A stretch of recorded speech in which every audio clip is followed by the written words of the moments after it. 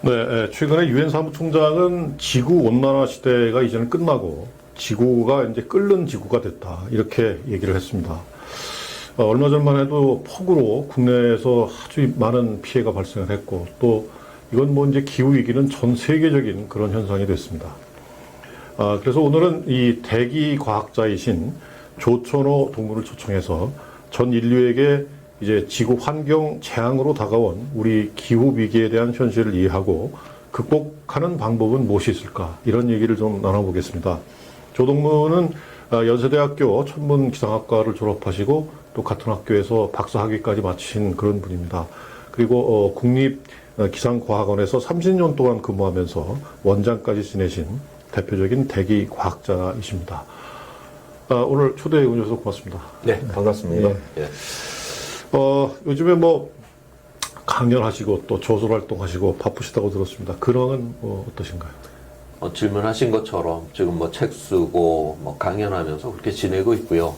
2년 반 전부터는 본격적으로 제가 좀 자전거를 타고 있는데 그동안 한 1만 킬로 정도를 탔어요. 네. 전국 방방곡곡을 돌아다니며 우리나라가 이렇게 아름답구나 거기에 흠뻑 취해서 지금 살고 있습니다. 네.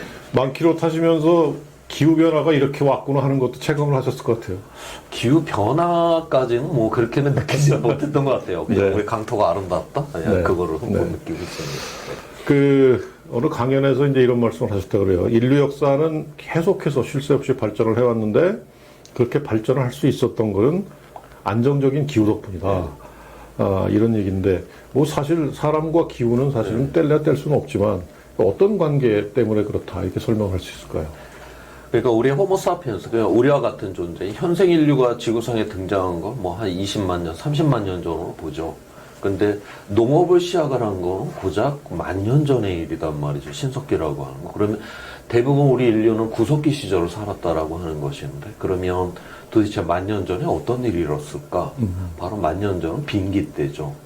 빙기 때라고 해갖고 뭐 빙하가 다 지구를 둘러싼 건 아니었어요. 그때 뭐 이 아시아 쪽은 시베리아 북쪽까지만 빙하가 확장되거든요. 뭐 우리 한반도 그냥 생태계 다 있었고 사람 다 살았고 그런데 여기서 왜 농업을 할 수가 없었을까? 그러니까 그때는 기온이 낮았기 때문에 기온이 낮게 되면 바다에서 수증기가 많이 증발을 못해요. 그러니까 구름이 많이 안 만들어지죠. 그러니까 지금보다 굉장히 건조했죠. 그 다음에 지금보다도 이 기후의 변동이 굉장히 컸습니다. 기후의 변동이 크게 되면 극단적인 날씨가 많이 발생을 하거든요. 그래서 이제 극단적인 날씨, 그 다음에 건조한 날씨 때문에 농업이 불가능했기 때문에 이제 수렵 채집이라고 하는 구석기 시절로 이제 살 수밖에 없었고, 한 2만 년 전부터 이제 천문학적인 조건이 변하면서 기온이 이제 오늘날처럼 이렇게 이제 변했어요. 한 2,000년 전에. 그러면서 이건 기온이 올라갔을 뿐만이 아니라 기온이 굉장히 안정화가 됩니다. 딱 기온이 이제 안정이 되니까 이때서야 비로소 우리 인간은 씨앗을 심는. 그 10,000년이면 그렇게 오래된 역사가 아니네요. 아니죠. 그러니까. 네. 그 다음에 이 한 2,000년의 이 안정적 이 기후 조건이라고 하는 게 아직 과학적으로다가도 왜 이렇게 1만 년 동안 이렇게 안정적으로 유지가 됐지 이걸 아직 밝혀내지도 지금 못하고 있어요. 어찌됐든 이렇게 굉장히 유일했고 특별했던 이 기후 조건 속에서 바로 농업이 가능했다라고 하는 것이고 오늘날 80억이 살아가고 있잖아요. 이 80억을 먹일 수 있는 방법은 지금 수렵 채집으로는 안 되죠. 오직 그렇죠. 이 농업만이 지금 가능한데 이 농업을 할 수 있는 이 기후 조건은 이 지구의 역사에 있어서 너무나도 특별한 이러한 상황인데 우리 스스로가 지금 이거를 무너뜨리려고 하는 여기에 지금 위기가 있다라고 보고 있죠. 네. 하여튼 뭐 올해 뭐 특별히 체감을 했지만 이 폭염은 어쨌든 이게 우리가 유발한 거 아니냐 이런 얘기들을 많이 하고 그래서 기후 변화라는 것을 넘어서 이제 기후 위기 아니냐 이렇게 사실 체감을 하고 있습니다. 근데 이 기후 위기가 왜 왔는지 그리고 본질은 뭐고 원인은 뭔지 좀 설명해 주시죠. 그러니까 이 지구는 이제 물질로 이렇게 유한한 세계인데 우주에서 들어오는 건 딱 하나 햇빛이 있잖아요. 이 햇빛을 갖고 광합성을 해서 생태계가 풍요롭고 이제 거기에 의존을 해서 이제 80억이 이제 밥 먹고 살고 있는 곳이 바로 이제 이 지구인데 이 햇빛은 에너지죠. 에너지가 들어오기만 하고 얘가 나가지를 않는다. 그럼 지구는 지글지글 끓게 돼 있어요. 그래서 들어온 에너지만큼 반드시 우주로 다 빠져나가줘야 되는데 사람들이 배출한 이 온실가스가 바로 우주로 나가려고 하는 열을 갖다 못 나게 잡습니다. 차단을 하는 예. 거예요. 그래서 지금 1초에 히로시마 원자 폭탄이 약 5개가 터진 에너지가 우주로 가지 못하고 지구에 잡혀요. 하루로 따지면 약 한 43만 개 정도의 원폭이 터진 에너지가 우주로 가지 못하고 지금 잡히거든요. 그래서 지금 매일같이 43만 개 정도의 이 원폭 터진 에너지가 계속 지금 축적이 되고 있는 이러한 상황을 갖다가 바로 오늘날 이제 지구 가열이라고 부르고 있고요. 그래서 이로 인해서 뭐 강수량의 문제라든가 여러 가지 지금 문제들이 일어나고 있는데 이거를 그런데 자연에서도 아까 뭐 제가 뭐 빙기가 있었다 했잖아요. 자연에서도 이런 기후가 이제 변화가 일어났는데 그거랑 좀 구별을 하려고 뭐 기후 위기 뭐 이런 표현들을 지금 사용을 하고 있습니다. 이건 뭐 이제 개개인뿐만 아니라 국가 차원의 문제를 넘어서 이건 뭐 이제 글로벌한 문제인데 이게 국제적으로 사실은 어떤 공조가 이루어지지 않으면 극복할 수 없다고 생각을 합니다. 이게 어떤 해법이 있을까요? 그러니까 지금 이 문제를 이제 해결하려고 2015년도에 유엔에서 이제 파리 기후 협약을 맺었죠. 거기에 대표적인 세 가지의 이제 그 합의인데 첫 번째가 온실가스 배출량 자체를 줄여야죠. 위험의 원인이 되었던 온실가스 배출량을 줄여야 되고. 두 번째로다가는 어차피 뭐 물 문제, 그 다음에 뭐 식량, 뭐 감염병, 도시 해갖고 어차피 지금 이미 기후변화로 여러 가지 문제들이 일어나고 있잖아요. 그 결과에 대해서는 우리가 이제 적응을 해야 된다라고 그렇게 보고 있어요. 그래서 위험의 원인은 저감을 해버려야 돼요. 위험의 결과에 대해서 적응을 한다. 이렇게 이제 보는데 거기에 하나가 더 들어갑니다. 그러니까 지금 전 세계 모든 금융의 시스템이 바로 기후위기 대응을 위해서 조정돼야 된다는 것도 그 합의사항으로 들어가게 돼요. 금융 시스템. 예, 금융조차도. 그래서 지금 이 기후위기를 대응한다라고 하는 거는 바로 이제 시장의 문제, 경제의 문제가 또한 될 수 있다라고 하는 걸 의미를 하죠. 지금 기후위기를 대응한다라고 하는 거는 대한민국 스스로 만든 과제가 아니잖아요. 유엔에서 전 세계 나라들이 합의를 해갖고 바로 우리한테 강제적으로 이렇게 하라라고 하는 걸 요구를 하는 이런 시스템이거든요.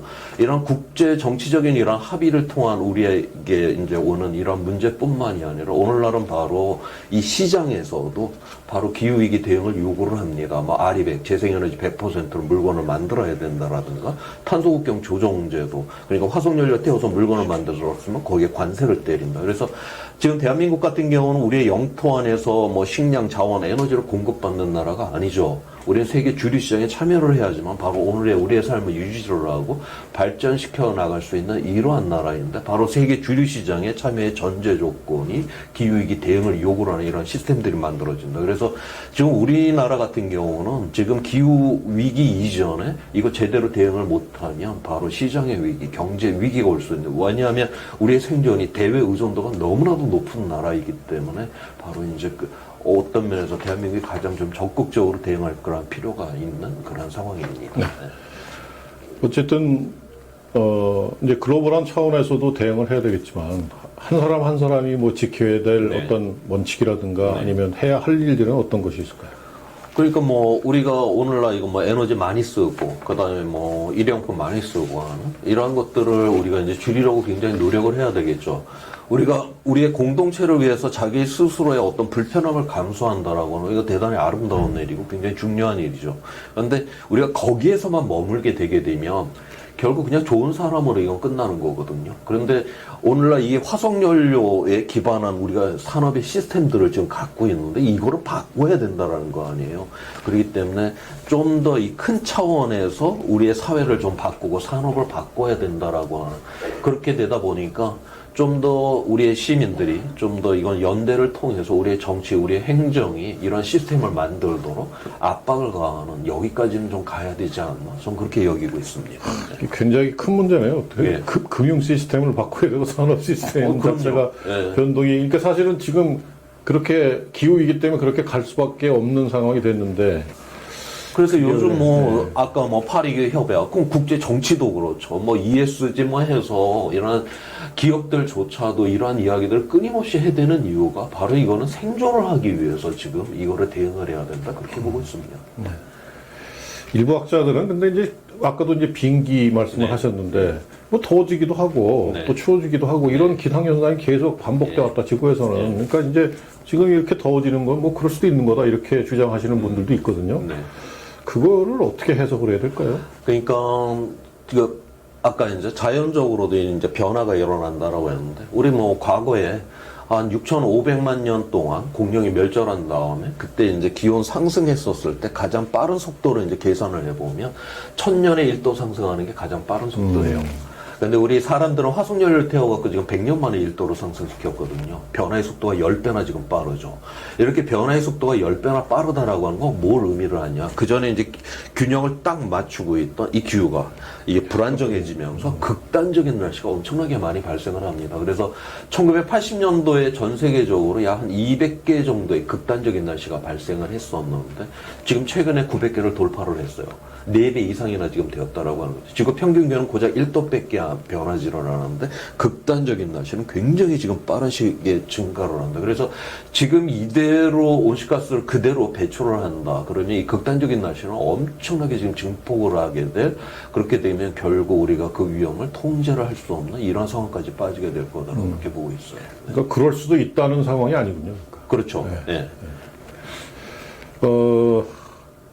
기후 약자라는 말이 있습니다. 근데 이거는 어떻게 보면 아니 기후는 다 똑같이 다 적용이 되는 건데 기후 약자라는 말은 어떤 의미일까요? 그러니까 이 기후 약자라고 하는 이런 이제 표현들이 나오는 이유는 오늘날 이제 기후 위기가 일어났고 그래서 이제 위험이 일어났는데 그러한 이제 폭풍 속에 우리 인류가 들어왔는데 누구나 다 똑같은 배를 타고 있지는 않다라고 하는 거예요. 누구는 항공모함을 타고 있고 누구는 쪽배 돛담배를 지금 타고 있다라고 하는 거죠.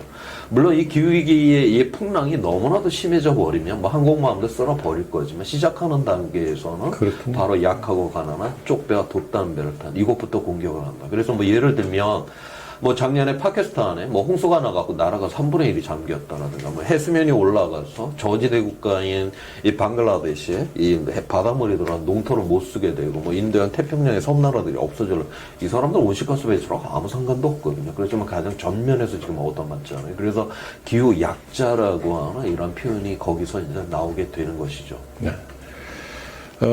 이제 기상과학원장 재직하시면서 국내 최초로 전 세계 날씨를 예측하는 그런 수치 모델 그리고 탄소 추적 시스템을 구축을 하신 걸로 알고 있는데요. 뭐 조금 저도 지금 이해가 안 가는데 수치 모델이 뭐고 또 탄소는 왜 추적을 하는지 그거 설명을 좀 해주시죠. 그러니까 질문을 보니까 굉장히 대단한 일을 한 것처럼 보이는데 일단은 뭐 세계 날씨를 이제 예측하는 그거는 이제 일본에서 이제 만들어진 거로 이제 국내에 이제 이전하는 그 업무로 제가 이제 했던 것이고요.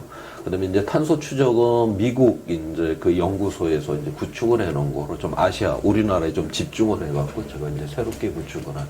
그리고 거기엔 또 저 말고 물론 제가 주도는 하기는 했지만 또 동료들도 함께 그렇게 했던 일들이고요.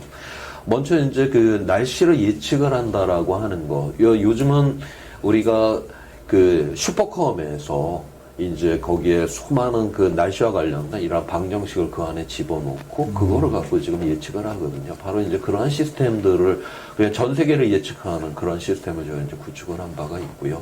그다음에 탄소 추적이라고 하는 거는 전 세계에 이 온실가스 관측망이 있어요. 농도로 측정을 하는데 그 자료를 갖고서 우리가 이제 거꾸로 그거를 잘 추적을 하게 되면 실제로 화석연료에 의한 배출량이 어느 정도 되고, 그 다음에 이 식물이 또 이산화탄소를 얼마나 흡수를 하는지, 그 다음에 뭐 해양에서는 이산화탄소가 얼마만큼 흡수가 되는지, 그 다음에 삿불로다가 이산화탄소가 얼마만큼 나오는지, 이런 것들을 갖다가 이제 그 배출량을 추정을 하는 이런 시스템입니다. 이런 거를 이제 국내에 우리가 구축을 해야 될 필요가 있는 것이 바로 우리가 이제 국제적인, 본격적인 이제 배출량 갖고 협상을 하게 되는 경우에 우리가 이제 이러한 자료들을 갖고 있게 되면 객관적으로 전 세계 나라가 지금 어떤 상태로 지금 배출이 되고 있다는 걸 우리가 파악이 가능하기 때문에 그러한 측면에서 이제 그런 일들을 했었죠. 이게 기후 위기의 어떤 기초적인 데이터라고 할 수 있겠네요. 네, 그렇죠. 굉장히 어떻게 보면 중요한 시스템을 구축을 하신 겁니다. 네. 2019년도에 이제 책을 하나 재미있게 쓰셨습니다. 사실 기후 위기라는 게 과학 용어도 많고 굉장히 어려운데 파란 하늘 빨간 지구 제목이 이제 그렇네요. 딱 이제 인식이 딱 됩니다. 지구가 빨갛다는 것에서부터. 그래서 요게 아주 뭐 인기도 많이 끌고 그랬다고 얘기 들었고요. 후속작으로 이제 하나 더 저술을 하신다고 얘기를 들었거든요. 어떤 책 쓰시는지 좀 소개해 주시죠. 원래 이제 그 책에 대해서 좀 소개를 먼저 한다라고 하면, 네.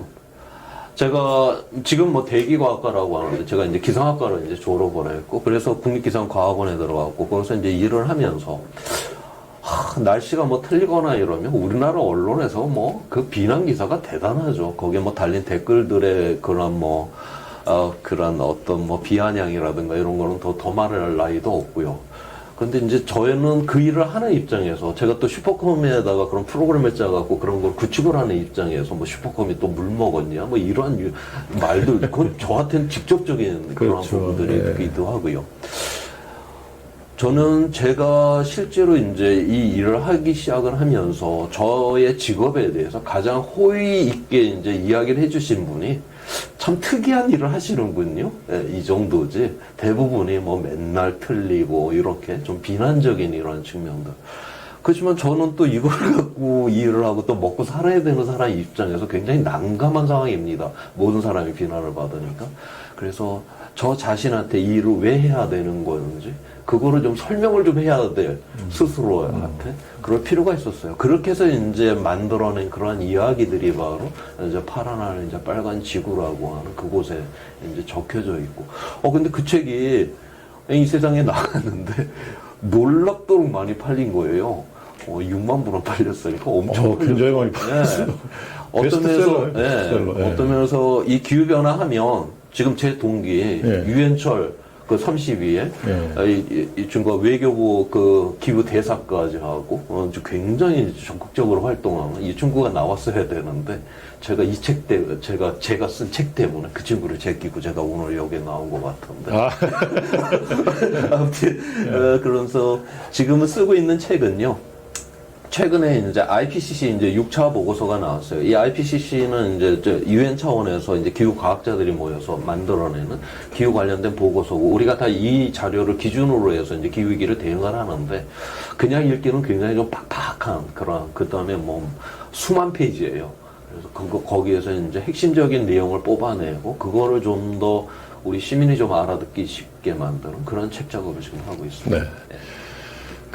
이제 우리 동문 중에 그 대기 기상과 관련해서 굉장히 유명하신 분 한 분이 이제 23회 강인식 선배님이신데 서울대 교수하시죠. 네.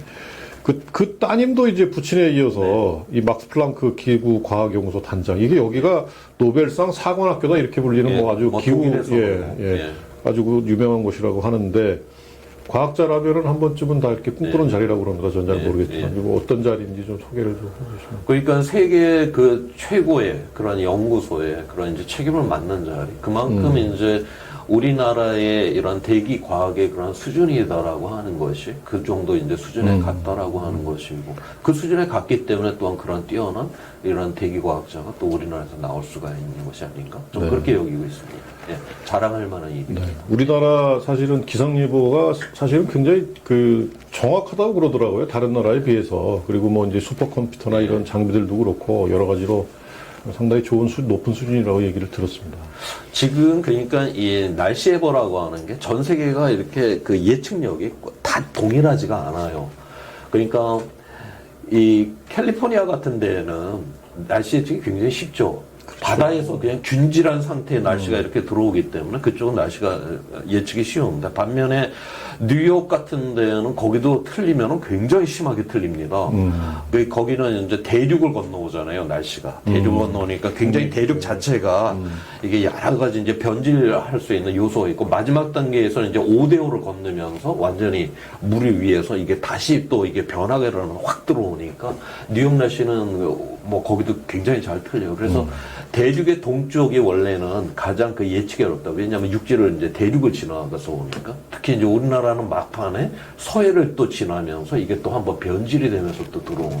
그래서 그거는 이제 지역적인 이러한 예측력의 차이가 있다라고 그렇게 봐주시면 될 것 같고요. 그 다음에 우리나라가 뭐 특별히 틀리는 경우에 뭔가 자료가 뭐 시원찮아서 이럴 리는 없어요. 요즘은 워낙 이 통신, 이 인터넷망이 잘 되기 때문에 지금 대한민국 그 예보관 앞에는 미국에서 예보한 거, 그 다음에 유럽에서 예보한 거, 뭐 일본 모든 나라에 그게 다 지금 펼쳐져 있습니다. 그래서 특히 그러다면 이제 우리나라 같은 경우는 우리나라에서만 측정되는 뭐 레이더라든가 이러한 자료를 또 보고 있고요. 그런 측면에서 자료가 시원찮아서 틀릴 일은 없어요. 그러니까 근본적으로 좀 어렵기 때문에 틀릴 수 있는 가능성은 물론 아직도 여지는 있지만. 네. 그 32회로 졸업을 하셨으면 이제 저는 뭐 33회이기 때문에 선명하게 기억을 하는데 3년 동안 이제 마지막으로 그 경희궁에서 다니신 졸업식을 이제 거기서 마지막으로 하신 거죠. 맞습니다. 그러니까 뭐 어쨌든 서울고에 대한 추억이 많이 있으실 것 같고 뭐 에피소드라든가 아니면 기억나시는 선생님 혹은 동기들 뭐 서울과 관련된 에피소드 몇 가지 좀 소개해 주시죠. 저는 이제 지금도 경희궁을 뭐 1년에 몇 번 정도 이렇게 이제 거니는데 저는 거기에 있는 건물이 보이지는 않아요. 예, 전 지금도 거기를 이제 이렇게 지나가면서 아, 여기는 우리 본관이 있었고 여기 수영장이 있고 도서관이 있었고 여기는 우리 시청각실이 있었고 그러다가 이제 봄철에 이제 지나가다가 라일락 향기가 확 들어오면 그때 그 봄철에 그 어느 날 학교로 들어가는데 라일락 향이 그냥 확 들어오는 그 느낌, 그 느낌. 그렇죠. 그런 것들. 그 냄새가 사실 제일 강렬하죠. 그러면서 거기에서 제가 확 기억이 나는 선생님이 한 분 계세요. 교련 선생님인데 성함은 제가 죄송스럽게 이제 잊어버렸는데, 그날은 이제 비가 오고 그래서 이제 교실에서 이제 수업을 했는데, 이 선생님께서, 평양의 숭실고등학교를 졸업을 하신 선생님이셨어요. 예. 그러면서 그날은 자기 그 고등학교 이야기를 해주시는 거예요. 네. 그래서 교문은 어떻게 있고 그 들어가는 길에 나무들은 어떤 나무고 뭐 그 크기가 어떻고 뭐 이 이야기를 쫙 하시다가 눈물을 쫙 흘리시는 거예요. 와, 그래 굉장히 그 인상적이었다. 그러면서 그때 뭐 다 뭐 입시 때문에 다 찌들고 그러는 거. 그렇죠. 뭔가 그래도 그때 야, 우리의 이 젊음, 그러니까 우리를 보면서 자기의 고등학교를 이야기를 하면서 눈물을 그렇게 흘리시는 걸 보면서, 야, 지금 우리가 굉장히 지금 찬란한 시대를 살아가고 있는 거 아닐까? 그때 아무튼 그런 생각을 했고, 지금도 그 경희궁을 아무튼 돌면서, 지금도 제가 보면 거기 있는 건물이 보이는 게 아니라, 제가 있었던 그 건물들로다가 다시 그게 재구성이 되면서 보일 정도로 굉장히 찬란한 시대를 내가 이곳에서 보냈구나 이런 생각을 하곤 합니다. 어쨌든 그 경희궁은 사실은 서울고등학교에 이렇게 처음이자 마지막이자 뭐 모든 것인 것 같은 생각이 사실은 듭니다. 그러면서 제 동문과 관련돼서 제가 이제 대학에 입학을 해서 당시 이제 교회를 다니면서 교회 안에서 이제 책 읽는 그런 이제 모임이 있었는데 28회 선배님인데 그 한재돈이라고 하는 선배님께서 그때 사회과학 인문학 책들을 굉장히 많이 읽었어요. 그것이 지금 오늘날 제가 이러한 책을 쓰는데 굉장히 지금 도움이 많이 됐고 그 선배님은 이제 그 카나다로 넘어가셔서 거기 이제 경제학과 교수를 하셨고 카나다 그 한인 교수협회 뭐 회장까지도 하셨는데 그렇습니다. 안타깝게도 이제 몇 년 전에 좀 일찍 그렇게 돌아가셨고요. 그다음에 저의 석사학위, 박사학위 지도 교수님이 이제 이승만 선생님, 김정우 선생님들 다 서울대학교 출신 그러시군요. 예. 굉장히 뛰어나신 선생님들이었고 굉장히 좋으신 선생님들 밑에서 그렇게 공부를 했었고요. 그다음에 제가 이제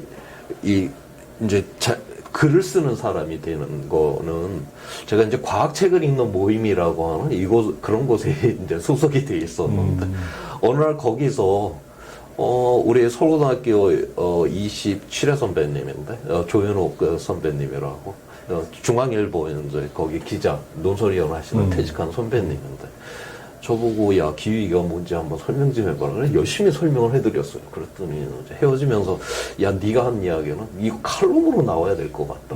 근데 저는 글을 써본 사람이 아니었거든요. 그래서 신문 기자를 하시는 분들의 이야기를 잘 들으면 저런 식으로 표현을 하시나? 뭐 이러면서 헤어졌어요. 근데 이분이 진짜 2달인가 3달 후에 그 중앙일보 일요판 일요 선데이인가 거기에 이제 한 면을 갖다가 매달 그렇게 쓰게 하는 그것이 제가 이 글을 쓰는 하나의 그 출발점이 한 면이면 어마어마한데요. 그게 네. 그래서 제가 오늘날 지금 제가 이렇게 살아가는 이 발판들은 보면 다 서울고등학교 그렇게 선배님들의 이런 어떤 지원, 도움 이런 거에 의해서 지금 제가 이렇게 살아가고 있기도 합니다. 네. 네. 몇 년 동안 정말 전 세계에 엄청난 영향을 끼쳤던 그 코로나19와 사실은 비교해서 기후위기는 더 엄청난 위기라고 뭐 생각을 합니다. 이거는 직접적인 영향을 우리에게 미치고 또 이것이 앞으로 우리 후손에게까지 이어질 상황이기 때문에 이 기후위기에 대한 문제는 우리가 늘 경각심을 가지고 있어야 되겠다 하는 생각을 듭니다. 하여튼 우리 오늘 조천호 동무님 만나가지고 좋은 말씀 많이 듣고 또 진짜 어쨌든 실천해야 되겠다 하는 그런 마음가짐을 가지게 됩니다. 오늘 말씀 고맙습니다. 예, 즐거운 시간이었습니다. 감사합니다. 고맙습니다. 예.